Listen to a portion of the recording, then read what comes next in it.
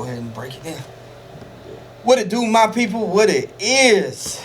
We are back for our second episode of the culture of cannabis that we're gonna be doing, and it is like the third or fourth episode of culture of. So super excited to be back. Yes.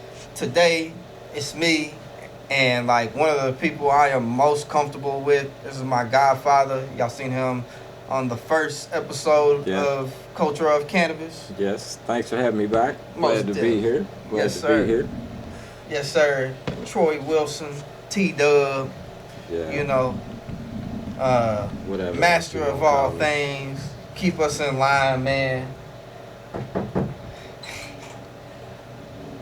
Mr. Bruce, we shooting the Mr. Bruce. Back up. We're shooting the episode of our podcast. All right, man. I thought that. No, sir. No, sir. Yes, sir. Appreciate you. I thought that was Donnie, bro. I knew it. I knew it was Mr. Bruce. I heard it go clink, clink, clink, clink, clink up to the door. I knew it was Mr. Bruce. We might keep that piece in there and everything. Hey, that was Mr. Bruce. Mr. Bruce is we shoot this podcast at my barbershop, and Mr. Bruce is one of the older gentlemen in the neighborhood that come around every day. He comes around 2-3 times a day. He got plenty of stories to tell. You know, he's knowledgeable in what he knows, and some of his conversation will blow your mind. I wish he would let me get him on the podcast. I don't know if y'all can hear it, but as soon as he seen the lights and everything, he said, "Oh, y'all shooting the podcast, Mr. Bruce? Yeah, I'll see y'all later." Yeah. He said, "I thought y'all was having company till 8 o'clock." Yeah. Yeah. Oh shit. Yeah. But that would be dope to get Mr. Bruce on the podcast. it would be dope to get Mr. Bruce on the podcast. It'd be an honor to get Mr. Bruce on the podcast, for real, for real. If he would let somebody put him out there and his story and everything. But I don't think, who knows with that one. Right. But we're back to this episode, and super excited to be here. Like I said, this is one of the people I'm most comfortable with, and today we're going back over one of our favorite things. The cannabis. The cannabis, you know. Last episode, we covered a few different things.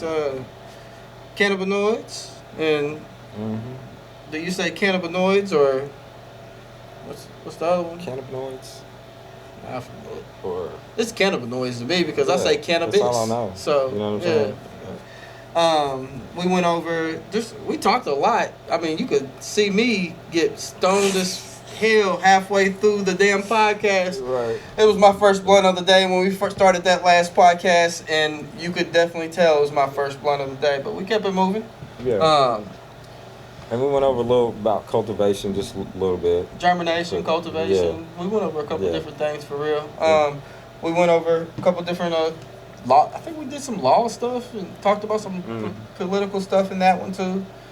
On this episode, we'll be going over some more political stuff, and we'll be going over some people who's been fighting for the rights since, before it was the politically correct thing to do. Exactly. I feel like everybody wants to smoke weed, but nobody want to fight for it. Right. And the people who do fight for it, the people who do take the chance of just getting out there and growing, or getting out there and selling or producing medicine for people who need it and that's in an illegal state, they're the people who, paved the way for everybody. Yeah, and they get forgotten about. They do. You know what I mean? Because swept underneath the rug. Everything gets hyped up, and people get lost in the hype and forget, the people that put the work in and took sacrifice. That's everything. Because there's always somebody that takes the fame of it. Right. Gets the face of it and takes this is the movement. This is what the movement should look like, and they get to really shape their state's image of. Yeah. And there's people actually still doing time for cannabis right now. And some of the people with the most voice, with the most input, can't participate because they got a possession charge, or they might have a felony in a crazy ass state over you know, a quarter pound or some bullshit. You know what I mean? Now they can't even participate in, you know, what Any of is it. the most important part of it. The is legalization. The legalization of it, and how to do it the right way. That's From it. people who've been there. You know what I'm saying? That's the, it. The people who've been cultivating or, like you said, selling in illegal states, they know the ins and outs better than anybody in the game. 100%. You know what I mean? And there's going to be a lot of people who try to hop in when states go first legal that are just money, big money, Yeah. big money, And just I like big understand pharma that. and stuff like that. And I understand you got to that. have that. But if I had big money, I would want those people on my team first. yeah, You know what I'm saying? Yeah. I would go get a motherfucker out of jail. that If I had could. a cultivation. Yeah. You've been If caught he was 3 that- times for cultivation. You're not Yeah. stopping. If he was that Yeah. guy. Right. You know what I mean? Right. But that's the problem. You know what I'm saying? You got big business, Big business, big corp. big money cannabis. Yep. And that's all they seeing is money. That's why, you know, like one of the subjects we're going to talk about, craft cannabis, Craft cannabis. Yeah. is so important to get just the idea of that out there. Mhm. You know what I'm saying? Because like I've always said, you're going to have your Budweiser of weed. yeah, your Newports of cannabis. Yeah, but if you 100%. really like to smoke and you really appreciate it, you're gonna go smoke some craft cannabis. yeah, you're gonna be looking for that. You're gonna be craving that Yeah. because the Budweiser weed is just gonna be consistent. Don't get me wrong. right. It's gonna be the same old shit. But your You know what palate's I mean? gonna want it's just like bourbon or anything else. Right. You know, when I have something that I'm putting into my mouth and I'm smelling and all that, I want to make sure that it's high quality. Right. Like, you know, Right. whether it's the weed or the bourbon or water or whatever it is. Yeah. Like, And that's the thing. There's so many terp profiles, fragrances, tastes of cannabis that people don't even realize is out there. That's why craft cannabis is so important. You know what I'm saying? Because the big cannabis game is trying to keep, you know, they're the ones with the big money. And a lot of craft operations can't compete with that big money. right. You know what I'm saying? Right. Big operations Yeah. and stuff like that. But if there's a demand for the craft, then then and that shit comes with starts changing. education of craft cannabis right there. Right. Yeah. Then shit starts changing. So Just like you have like wine snobs and stuff like that. You're Right. gonna have your people that, but that's gonna come. That's why it's important to have the levels to it. because what is the use of having a cannabis cup every year to find out what the best is? If not, you know what I mean? For sure. So we're gonna get into our first subject here, and we're gonna talk about some like political shifts of cannabis perception. I feel like over the years, since you know, at one point there was reefer madness where everybody, like, you know, that's what they promoted. The propaganda that came behind cannabis was pushed politically, Yeah. and it was pushed by the government. Yeah. I mean, at one point they said it made black and Mexican men rape white women. Yeah. That was like an exact Thank you. thing that was said Yeah. that cannabis, like, Yeah. And promoted that. Like- In movies, commercials, the magazine ads. You know, I'm showing crazy dark-skinned people attacking white women because they was high on some weed. so. I don't know at what point it really started to shift, but I think we've seen it over. I've got to see it really happen in my lifetime, and I know over your lifetime, you've really got to Yeah. see a full culture shift of like politically correctness in a sense. Mhm. And now that like politicians and stuff are for it because their pockets are for it, Yeah. because they're gonna be Yeah. You can't deny it. you get what I'm saying? It's here now. Yeah. So now there's this whole political shift of who's in control of, and you got states going legal where they might only give like 5 license, like grow license out, Yeah. and they might have 1 laboratory in the whole state. Yeah. And at this point, it's completely it's not monopolized because you know they got multiple businesses that's able to be part of it, but Some the of them people are though. One company owns all of the it. cultivation, the lab, the dispensary, everything, And the license. that defeats the whole purpose of your state going legal. Yes, and It's- I hope Kentucky Doesn't drop the does ball right on by this? that. I really do because, you know, I don't expect a law to be passed where I can grow 50 plants in my house and just be out here smoking weed anywhere I want to. Right. I'm not expecting that. I'm expecting smart laws to where, yes, you can cultivate some at home. Why shouldn't you be able to grow your own medicine? Grow if you your can own grow medicine. Your own food? Right. 100%. Right. That just makes sense. Because a lot of states are not allowing that in their laws, and it don't make sense to me. Yeah. And you want to know what's in it. Yeah. And if we're talking about truly helping the American people and the people in Kentucky right now, with the way that this financial crisis is going on, it's almost like a recession right now. Yeah. So even if we went like full medical, it's not like people are going to be able to afford to be able to go to 3 or 4 dispensaries they're setting the price at whatever they want and doing whatever they want with it when it's ran the way that it is, just by corporate, And I know, and that's why I hope they do right by the laws here and make it fair for everybody. Don't let big corporations come in here and just take over and just see the money, that initial money. Yeah, you know what I'm saying? Because the money's gonna come. The upfront, yeah, and trying to line their pockets immediately. Right. Just don't let that happen. You know what I'm saying? So they can be craft cannabis. So you got a choice. You know what I'm saying? For sure. And that's what it should be about. You should have the choice of. And you're gonna get your taxes, but don't keep increasing the tax every year. You know what I'm saying? To where an eighth ends up costing somebody $80. Right. Because they're just gonna go back to the streets. Yeah. That's crazy. That defeats the whole purpose. There will be a whole new black market created off of. And that shit is still happening. It's crazy. But I'm glad they're talking about federally, taking it off the Schedule 1 finally. Yeah. And as soon as they do that, a whole lot of shit will change positively. I mean, it's crazy to have it on the Schedule 1 narcotic list saying that it literally has no medical benefits. Yes, with meth and heroin. No, that's absolutely insane to me.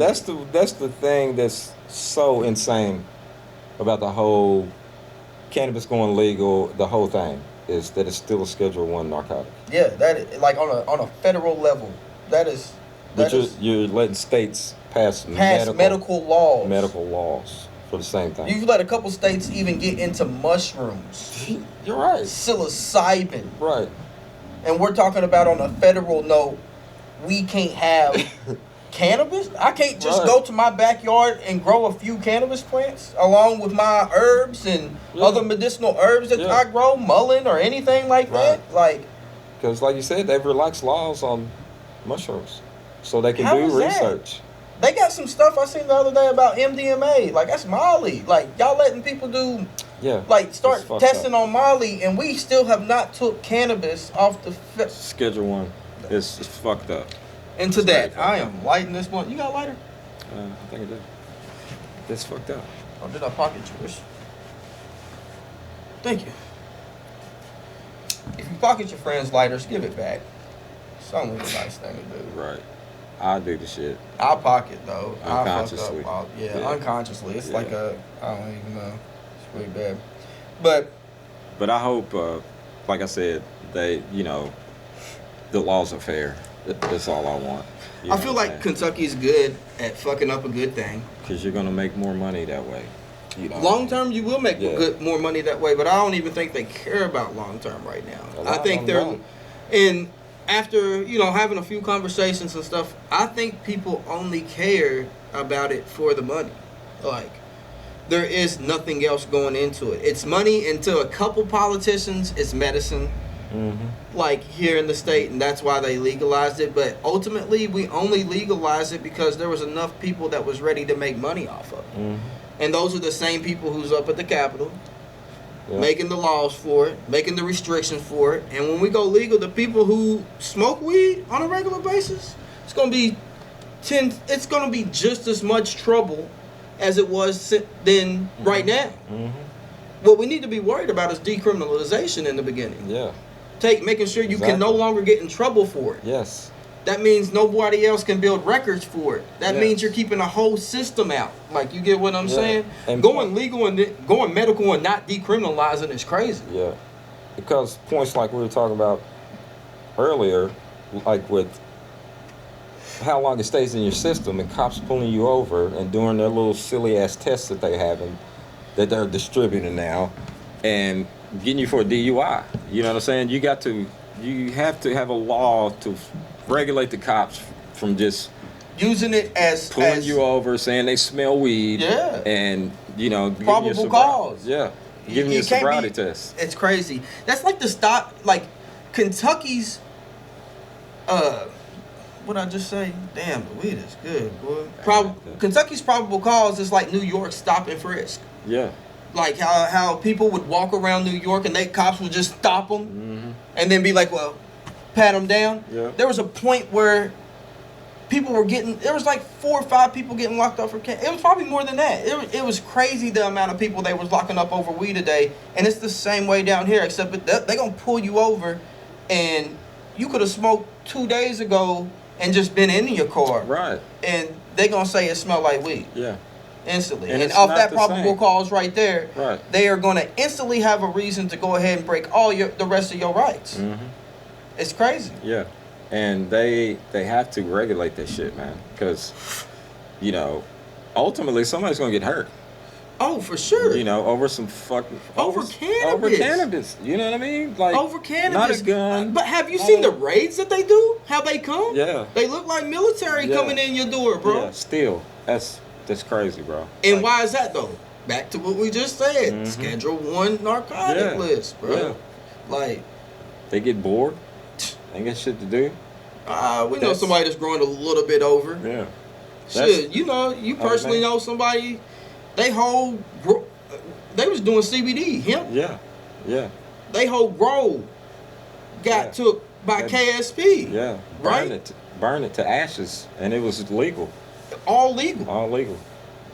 And lost the trial, right? Yeah. As far as I know, I haven't talked to him to get the last end result of it. But he was losing. But yeah, it didn't look good. Didn't look good. And he spent thousands on tens of thousands fighting a case that it should have been an easy closed case. Yeah, because he has documentation. It's been tested. He actually had a couple of rows that tested a little bit over and destroyed them himself before they harvested to make sure his shit was in legal limits, and they didn't care, man. They burned the shit up. That's crazy. And it really ain't shit you can do about it. Because I think, there's a reason why it's still a Schedule 1. Because at any moment... So they can continue to make like the big bust and make the big money off of that shit. Any moment, they can come into your legal establishment and shut you down. That's crazy. For whatever reason. That's crazy. So, yourself, you've gotten a little bit of trouble with cannabis over the years, right? Yeah. From possession to cultivation to, But anything that can be dealt with cannabis, pretty much. Yeah. So during your so we'll start off with the small, like the possession charge. What was your first possession charge like? It was getting pulled over, and for really no reason. You know what I'm saying? The probable cause shit. It smelled. I had probably a little dime sack on me. Yeah. And what year was this, you think? Probably 1990. Okay. 91. So around the year I was born? Yeah. Yeah. baby. I've been smoking. But yeah. Got a possession charge and went to jail. Went to jail? Yeah. Over a possession of a dime sack in 1990? Yeah. Got right out. But another time was even more crazy. Same amount of weed. Years later. This is 96. Okay. In another county. Went there because they had like a little weekend festival. Me and a homie went down. We driving back on a Sunday. I'm driving his car. I forget what highway we're on. We're down around E-Town area. Yeah. And we're coming down this hill, and there's, oncoming traffic hill. See a cop coming down his hill. I ain't even got my foot on the gas. cop passes us. He does the Dukes of Hazzard turn in the median, turns around on us, pulls us over, and it's a, you know, I'm not that guy, but it was a black cop. And he comes up to the car. I was like, I can't wait to hear this one because we just cleaned the car out at the car wash before we got on the road. So you knew. Yeah, there's a. And that's the type of shit that you have to do when Yeah. you're driving in Kentucky, Right. bruh. But like it was a Lincoln Town car, like the armrest you could flip up. It was a compartment, Uh-huh. and I forgot there's a little dime sack of weed in the armrest. But still, I ain't speeding. Why are you pulling us over? You know what I'm saying? He comes up to the car, bro, and I'm like, "What's the problem, officer?" He's Bro, like, they had noses of bloodhounds back then to Bruh. smell some Reggie. He looks at me and he's like, I clocked you speeding. I said, I was not speeding, bro. I had my foot on the gas. I looked at the speedometer, like pretty much you're lying. You know what I'm saying? Yeah. I smell weed. I see weed in the cup holder. There was no weed in the cup holder, bro.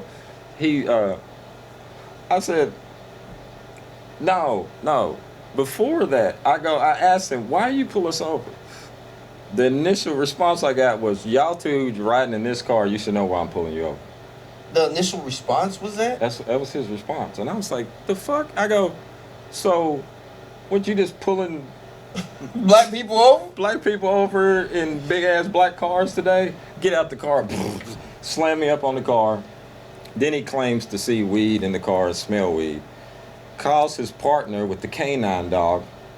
The canine looked like he was about 15 years old and was tired of sniffing motherfuckers' cars. They walking in. They got my dude's car open, trunk, hood, everything. About to rip the door panels out, bro. To the point where I had to be like, look, I called the cop that pulled us over. I called him back to the car. I said, look, there's a little dime sack of weed in the fucking armrest. It's mine. It's not his. Because he couldn't get in no trouble. You know what I mean? Yeah. He marched over to the armrest, pulled it out like it was a whole pound of weed and shit. Like, you know what I'm saying? We got the dope. And took me to jail in E-Town Shut the fuck up. over this cuz. little bitty bag of weed.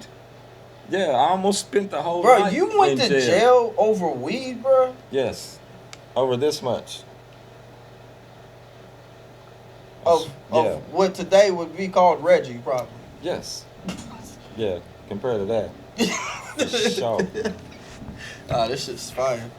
But yeah, I think you know, from that to just, you know, like, you can go out and get a 12-pack and get shitty drunk.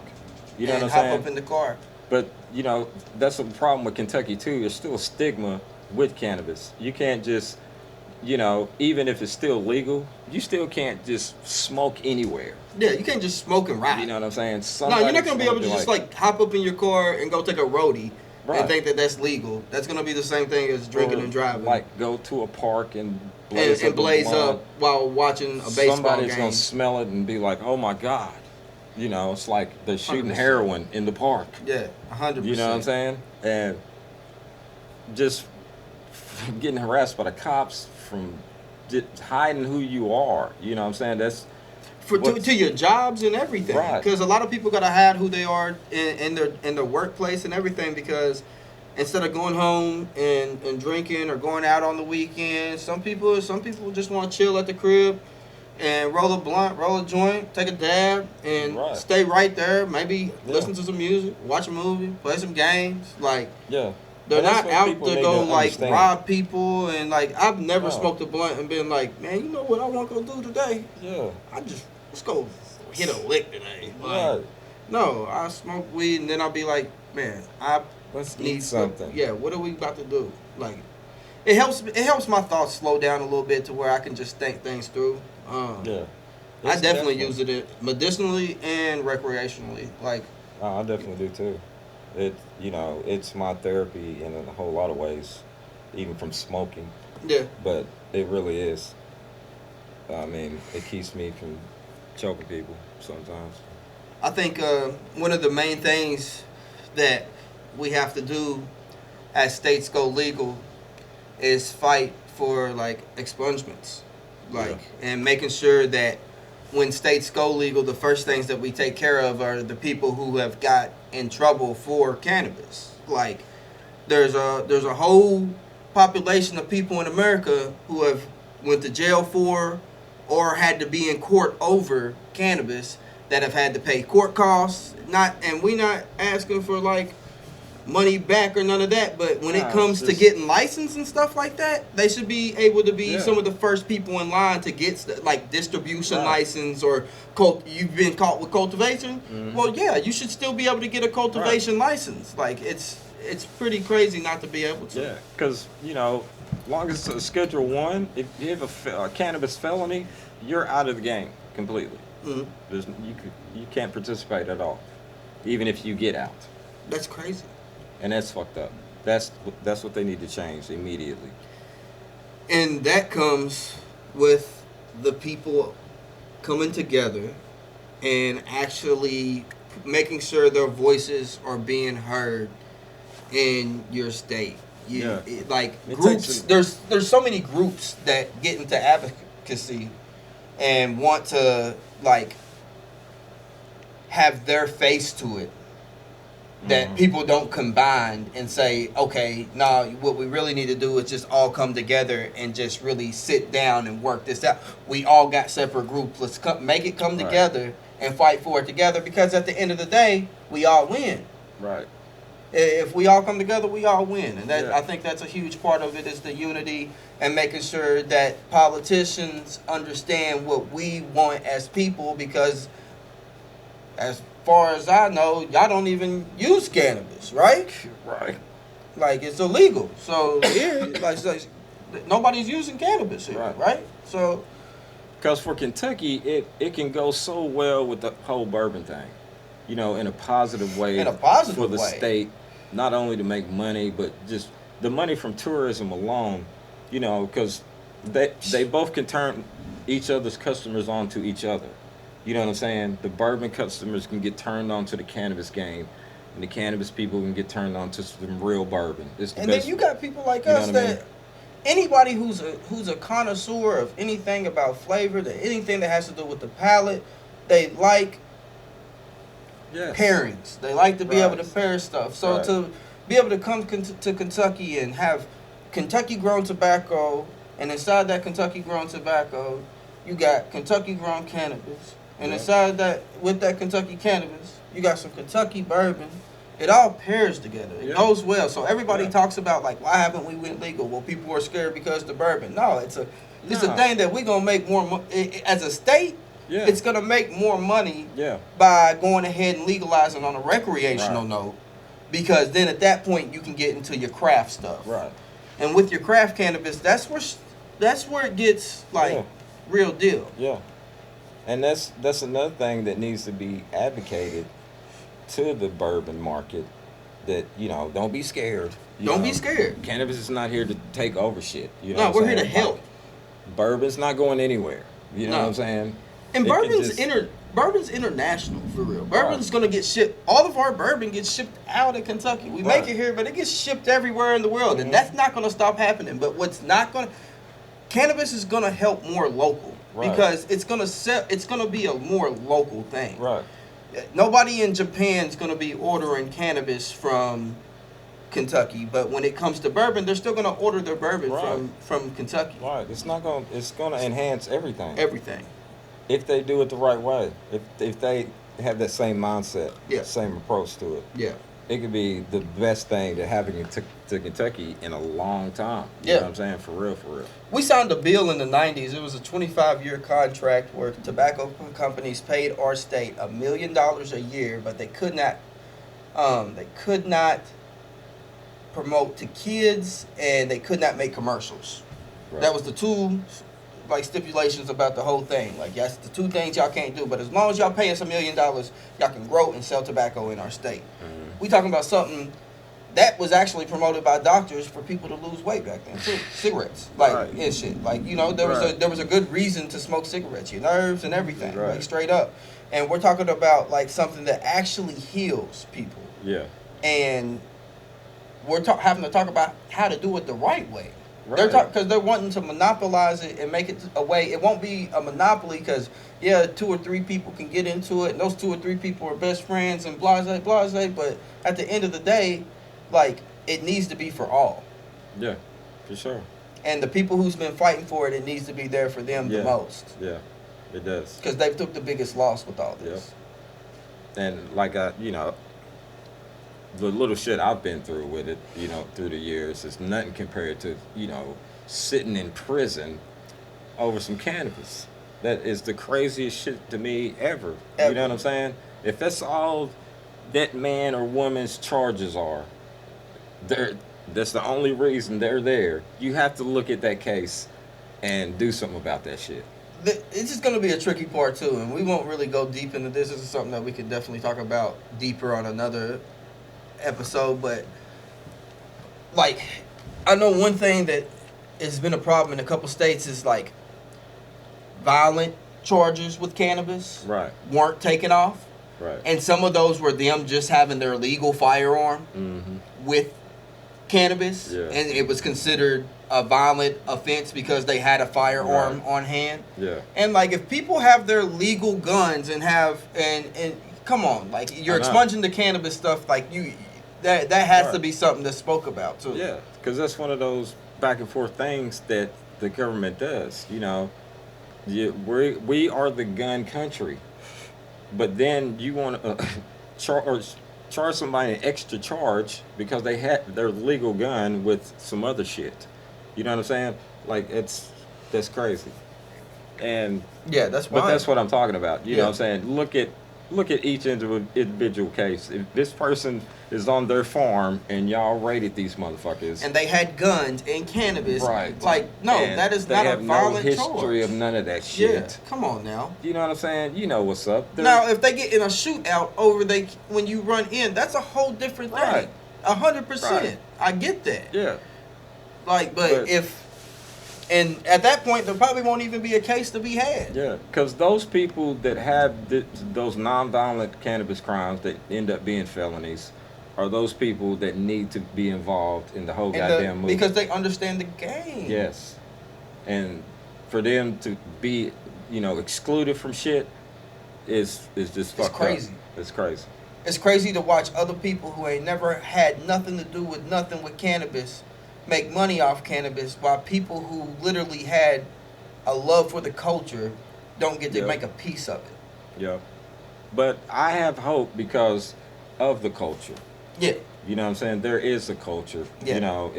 If you're all about the money in cannabis, You already know. You don't know shit about the culture. Yeah. So, that's a good thing. You know what I'm saying? Because the culture is going to keep this shit going. You know what I'm saying? There's going to be craft. There's going, the whole country is about to be legal soon. Right. You know what I mean? To where these conversations, you know what I'm saying, shouldn't be happening. You should, like you said, you got to think about doing it the right way. Like, what the fuck? You know what I'm saying? Yeah. But I have hope that it's going to come to a point where the culture uprises above all of this shit and get shit changed. They're going to demand shit. You know what I'm saying? Because what Gonna hurts have to. what hurts big business is consumer spending and where consumers was spend. spent. Yeah. Yeah. And that's where the love of craft and culture come to the Yes. agreement of like what it is right Yeah. there. Because For the sure. whole state will get together and decide we're going to buy From Yeah. no, for sure. If it's not this, Fuck it, yeah. then I'm not messing with Yeah. it. That's how it is, for and sure. some shit will change. Yeah. Motherfuckers do that. Well, I think with cannabis, man, I love. You see how aggressive like Colorado was with it. Like they was going to the Capitol on the front line and like on Yeah. 420, everybody light up. Right. Like Yeah. I was like, yo, that was Yeah. dope. To watch it from here, Right. where we wasn't even talking about medical or nothing No. at that time. Like No. You can't even think about doing that here. hell no. All you envision is handcuffs and red Oh, and blue man. lights and getting slammed through the dirt. That's over. That's over. Man, I love craft cannabis because my palate. There's a certain weed that I really like. Now I got a flavor palette that I really like, but sometimes I can't smoke it. Like I was just out in Denver, and I got a hold of some real Ghost Train haze, and I was all super excited because I was like, "Oh man, this is what it taste like." Man, it was super piney. The only way I could really put it in description was like, for real, like I don't think I've ever had a real haze. Right. You feel me? Yeah. So it was my first time hitting it, and I was like, this. Because they can be citrusy and like sandalwood. It was like, yeah, it was more of a shit. earthy. It was more of a like natural tone of flavor to it. But when you said sandalwood, that definitely kind of like the smell of sandalwood as a taste. You know what I'm saying? It's wild. It was some of the most different tasting weed I ever had. So it instantly got in like my top 3. Yeah. Because like I feel like here in Kentucky we get the same shit. Yeah. Like everybody get the same shit. Mm-hmm. Like yeah, you might get different varieties of it, but for the most part it's all the Yeah. same shit. And it tastes Yeah. the same and everything. Right. Like so but it was one of my favorite flavors. But I was pacing the fucking Airbnb because I got so high so fast. It made me so fucking paranoid. I was like, thinking about my life. I was like, man, I gotta get shit together, bro. I was like, I had a vulnerable moment on my vacation. I'm sitting there like, Heart pounding. man, JD's over here knocked out. I'm over here like, oh my God. Yeah. It was crazy. Yeah. First time I had a real sativa. That's the importance of craft, like we're talking about. Yeah, Because I yeah. want people to experience, like, especially real smokers. You know what I'm saying? Because Some of these weeds is different. we don't get real sativas. We don't get real sativas. You know what I'm saying? And I did the same thing. Like halfway through the blunt, higher than you ever been. Ever in your been, life. bro. And it's like, for me, like sativas just make me happy high.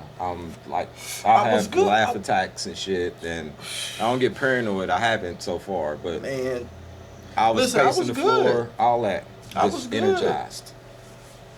I was good there for a second. Yeah. Like I put a whole eighth in the backwood of his shit. I rode the whole. I bought an eighth and I rode the whole eighth right there, and I was like, me and JD Like you smoked do it that on a motherfucker. regular.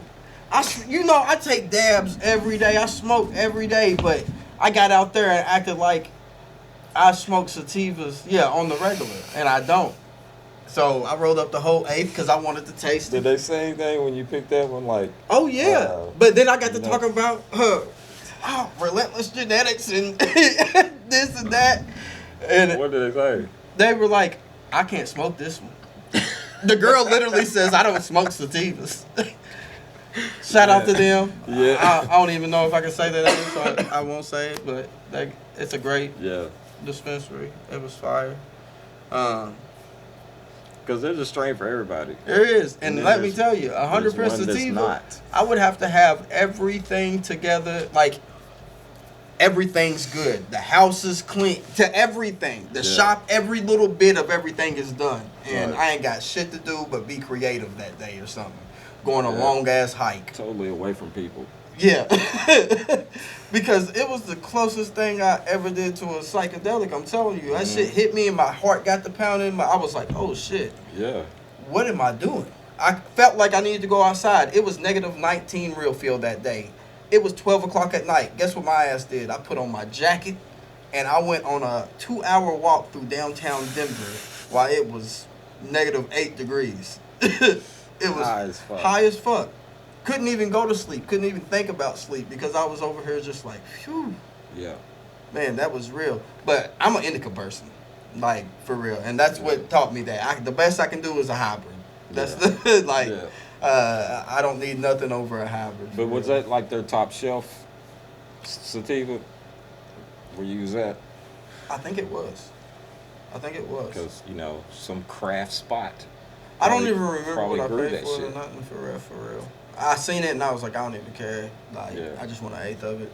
And then I think I got some wax too with it, so I don't even know what I paid for it. But the prices are really different in recreational states. Like when you end up paying for it, because like they got a jar price and then they got a tap price with tax in certain places. Then some places they got it all added together, and Yeah. like an eighth might say 45, and you'd be like, damn, I want the one that's 35. But that's just the in-jar tax, and it end up being a whole nother thing.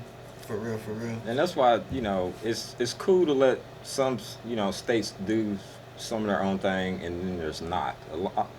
Some shit should be federally regulated, like with alcohol and shit. Yeah, you know what I'm sure. saying? So there ain't that much discrepancy in buying an eighth here And compared to there. There's, you should have levels, you need levels. and where you got a top shelf line, Yeah, and then you make your money off that shit. Yeah. You know what I'm saying? yeah. And your top shelf should be craft cannabis. Yes, for sure. Small. We talking about. And when we talk craft is like a small batch, from a garage to a small warehouse, 10,000 square foot and below. 10,000 square But- foot and below grow. Yeah. But, concentrating on the artistry of cultivation, meaning, they make sure the plants have everything they need from start to finish. The whole environment's optimal, to where they change the environment to make sure. per strain. Yeah. You know what I'm saying? Because they're paying that much attention to the plants. Right. You know what I'm saying? They know this OG Kush strain only likes it below 60% humidity, and they keep that shit there. Yeah. You know what I'm saying? So when that plant's done, it's optimal. You know Right. what I mean?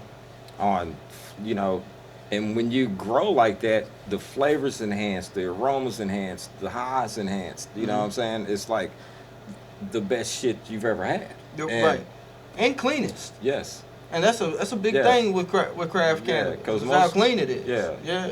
Pretty much all craft setups, they doing living soil or totally organic.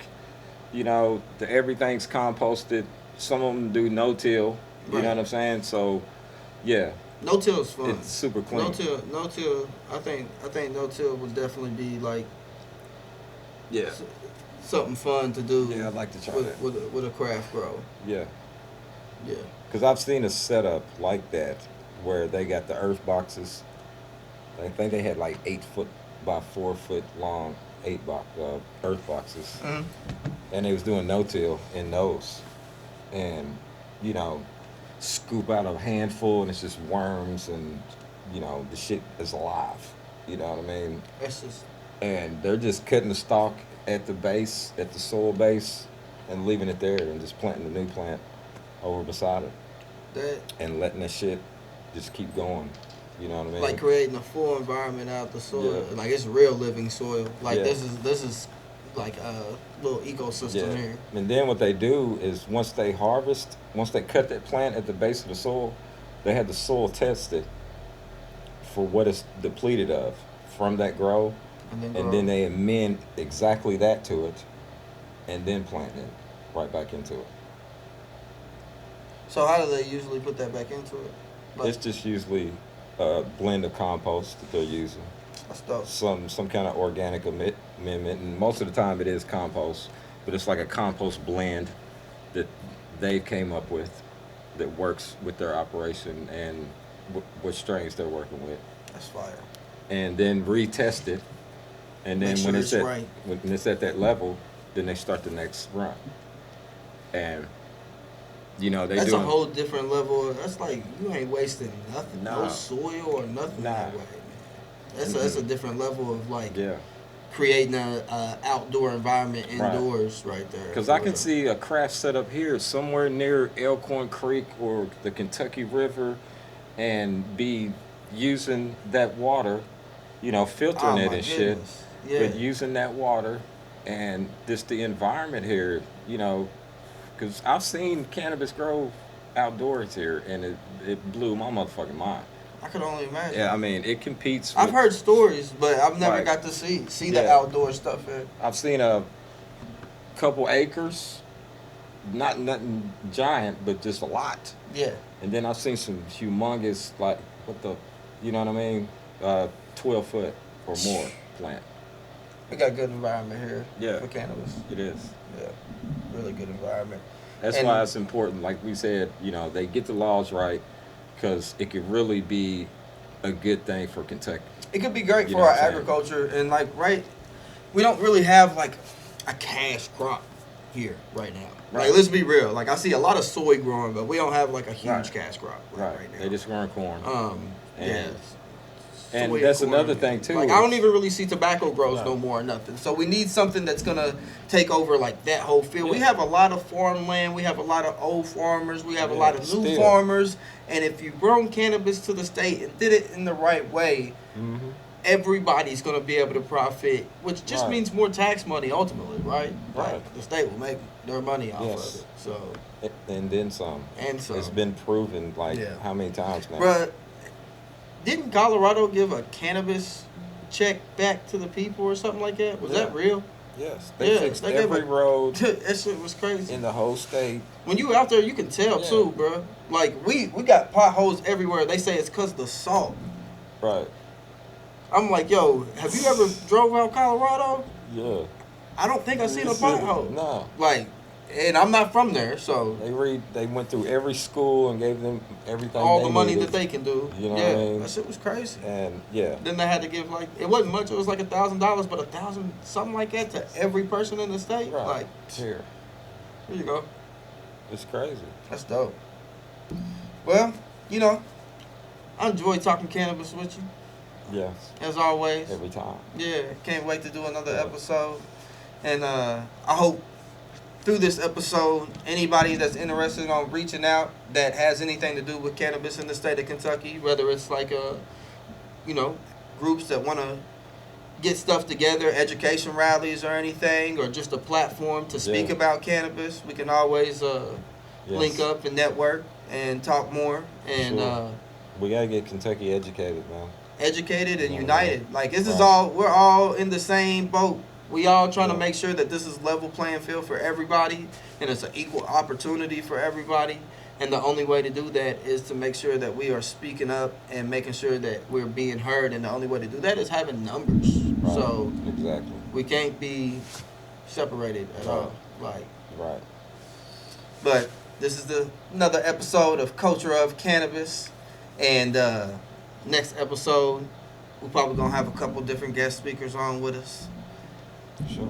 You feel me? More the merrier. Yeah, probably Donnie Yeah. and Izzy. Yeah.